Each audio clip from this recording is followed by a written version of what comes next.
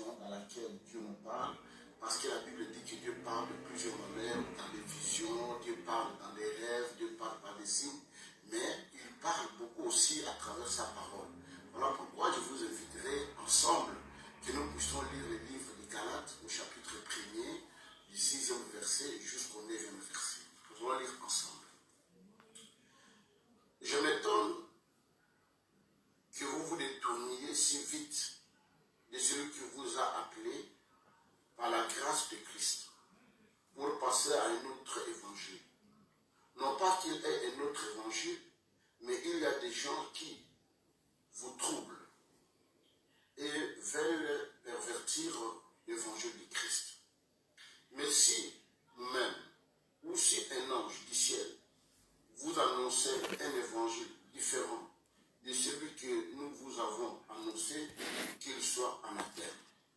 Nous l'avons dit précédemment, et je le répète maintenant, si quelqu'un vous annonce un évangile différent de celui que vous avez reçu, qu'il soit anathème. Ici, c'est Paul qui est en train de parler aux Galates, leur disant par rapport à ce que les gens annonçaient autrement que l'évangile qu'il avait annoncé. Aujourd'hui, à ce moment difficile que traverse le monde, il y a beaucoup de prophètes, il y a beaucoup de messages, et vous écoutez beaucoup de choses qui vous détournent le vrai évangile de Christ. Vous devez savoir une chose.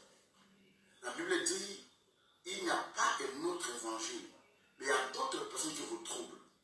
Et ce qui m'inquiète de plus en plus, de voir même des serviteurs de Dieu, de voir même les enfants de Dieu qui ont demeuré longtemps dans la parole de Dieu, c'est de tourner à ce moment-ci, de ne plus croire à Christ, de ne plus accepter le vrai évangile.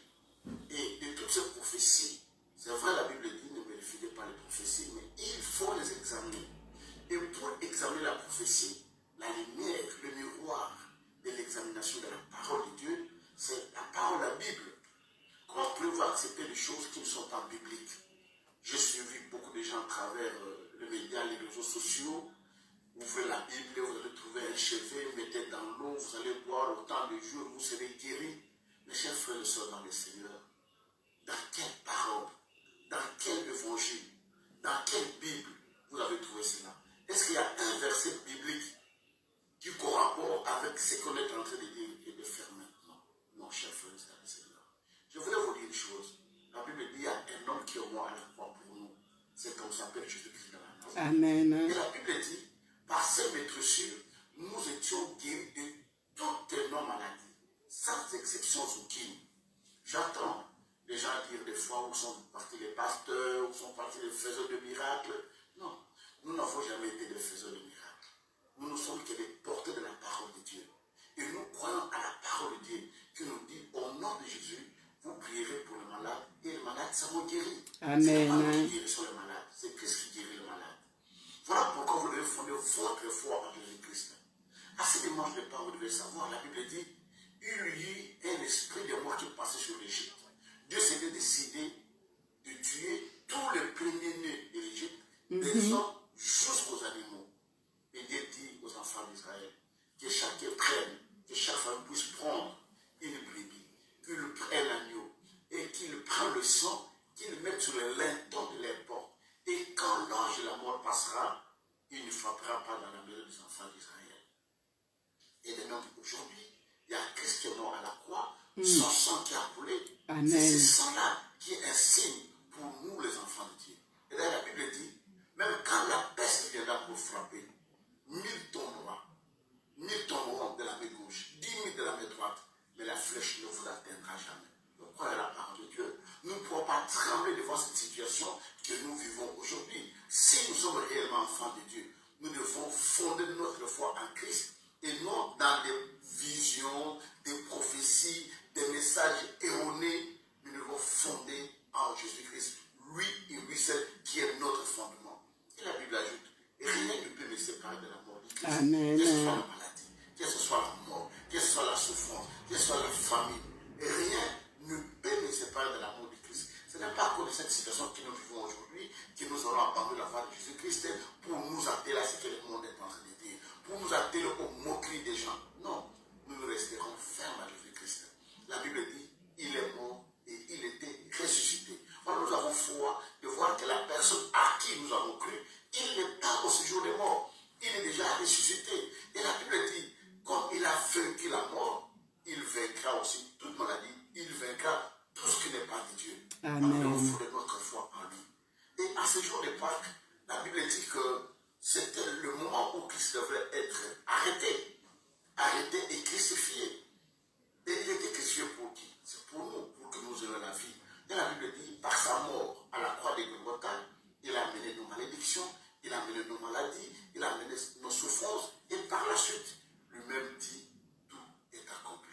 Amen.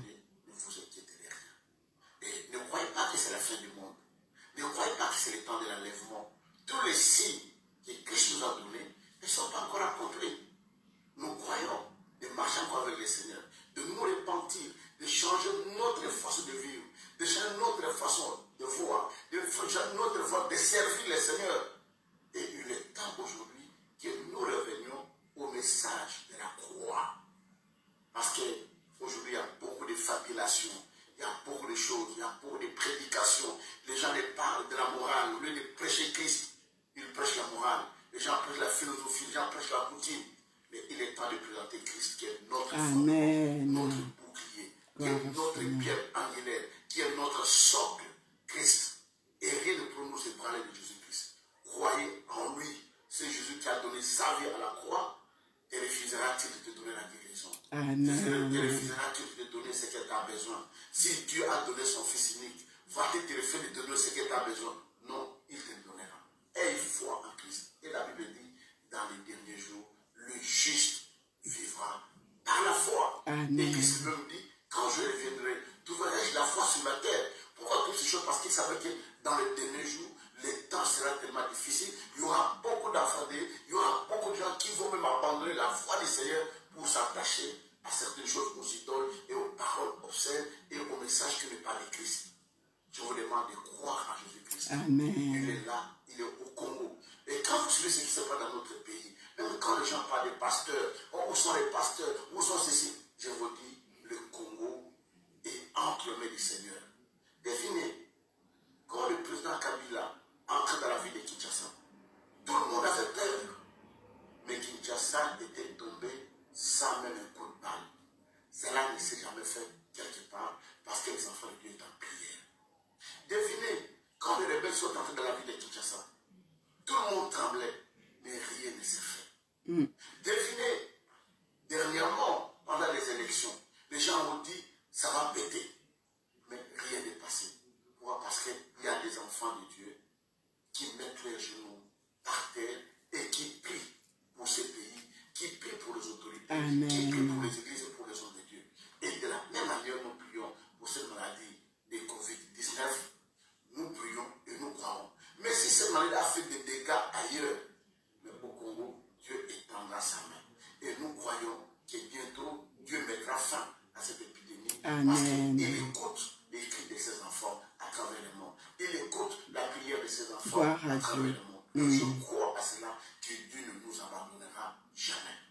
Voilà pourquoi, chers frères et Seigneur, cette petite exhortation puisse vous aider à marcher avec Christ et être serein dans ses bras, d'être serein sous ses pieds et de croire que Dieu est Dieu et ne nous abandonnera jamais. Amen. Amen. Amen. Seigneur Dieu Tout-Puissant, éternel des armées, nous te sommes reconnaissants. Nous savons que toi et toi, c'est le Seigneur qui est notre rempart. Toi et c'est le Seigneur qui est notre bouclier. Quel que soit le vent, quel que soit marée, quelle que soit la tempête, rien ne peut nous ébranler de ta foi. Rien ne peut nous ébranler de ton chemin. Voilà pourquoi c'est nous comptons sur toi. Que tu étendes ta main, Seigneur, sur tous tes enfants à travers le monde. Que tu nous protèges, Seigneur, quand les gens crient au scandale, quand les gens crient à la mort. Mais nous croyons, Seigneur, que là où toi tu es présent, il n'y a point de mort, il n'y a point de pleurs, il n'y a point de cris. Tu garderas tes enfants. Et nous traverserons, Seigneur, ce lac, malgré le vent, malgré le marée. Quand toi tu t'es réveillé, Seigneur, tu as dit au vent, calme-toi, au flot, tais-toi, et les calmes se fuient. Et nous croyons, Seigneur, que les calmes se fera pendant ces temps de crise, pendant ces temps. Et tu pourvoiras à tes enfants le pain. Tu pourvoiras à tes enfants de l'eau à boire. Et nous croyons, Seigneur, qu'après ce moment, quand nous compterons les membres de nos familles, aucun ne manquera, il n'y aura pas d'absence. Tous nous serons présents. Nous croyons à ta parole, Seigneur. Bénis le ministère de la puissance, tous tes serviteurs, le pasteur, les responsables, et bénis tous les enfants de l'unité de la puissance, nos soeurs, nos frères, des papas, des mamans, des enfants de l'écodie. Et je pense à tous les chrétiens à travers le monde. Je pense à tous les serviteurs à travers le monde. Père de gloire, que tu les bénisses, que tu les gardes, dans ta main puissante, au nom de Jésus-Christ. Amen. Amen, amen, amen, amen, amen, amen, amen, amen. Bien-aimés, on acclame le roi des rois, le Seigneur des seigneurs. Alléluia. La parole de Dieu est vivante et la parole de Dieu est efficace. La parole de Dieu est plus pénétrante qu'une épée à double tranchant. Oui, que Dieu soit loué, que Dieu soit glorifié. Ouf! Merci Seigneur. C'était l'homme de Dieu, l'évangéliste international, Kizamina Kibila Jean-Oscar, notre papa. Bien-aimé, il n'y a rien à ajouter. Le message est tellement clair. Le message, Pascal, est tellement clair. Bien-aimé, revenons tout simplement au message de la croix. Parlons plus de Jésus-Christ de Nazareth. C'est lui notre fondement, c'est lui notre socle, c'est lui qui a versé son sang pour toi et moi. Bien-aimé de Dieu, rien ne pourra nous séparer de l'amour de Dieu. Même pas cette pandémie, bien-aimé. Gardons notre foi. Gardons notre foi en Jésus-Christ de Nazareth. Bien-aimé, la main de l'Éternel est sur la RDC. Gardons foi en Jésus-Christ. Il ne nous abandonnera jamais. Amen. Tel est le message de l'homme de Dieu, l'évangéliste international, Kizamina Kibila Jean-Oscar, que je salue là où il se trouve en ce moment. Joyeuse Pâques, papa, joyeuse Pâques à toute la famille, à Maman Deti, à tous les enfants, joyeuse Pâques, joyeuse Pâques, joyeuse Pâques. Voilà, bien-aimés de Dieu, si vous souhaitez retrouver ce message, réécouter ce message, vous le trouverez sur notre chaîne télévision, sur notre chaîne YouTube, RTP Paris, Radio Télé Puissance. Si vous souhaitez recevoir nos vidéos à un temps record, toutes les informations nous concernant, n'hésitez pas à vous abonner sur notre chaîne RTP Paris, Radio Télé Puissance. Voilà, si vous souhaitez aussi nous contacter, n'hésitez pas à m'appeler au 0033 7 66 53 10 80. Je reprends 0033 7 66 53 10 80. Si vous appelez directement de la France, de Paris, merci de ne pas mettre le préfixe. Voilà, si vous souhaitez aussi nous écrire, vous pouvez adresser vos observations, vos commentaires à l'adresse mail suivante, kibisoapriscilia@gmail.com. Je reprends, kibisoapriscilia@gmail.com. Voilà, bien-aimés de Dieu, nous arrivons presque à la fin de cette émission. Et avant de nous séparer, je voudrais tout d'abord présenter toutes nos condoléances à toutes les familles éprouvées, à toutes les familles qui ont perdu des êtres chers, voilà, suite à ce Covid-19 ou suite à une autre maladie. Vraiment que le Saint-Esprit vous console et fortifie toute la famille. Voilà, je compatis, nous compatissons à cette douleur, à cette peine, à cette dure épreuve.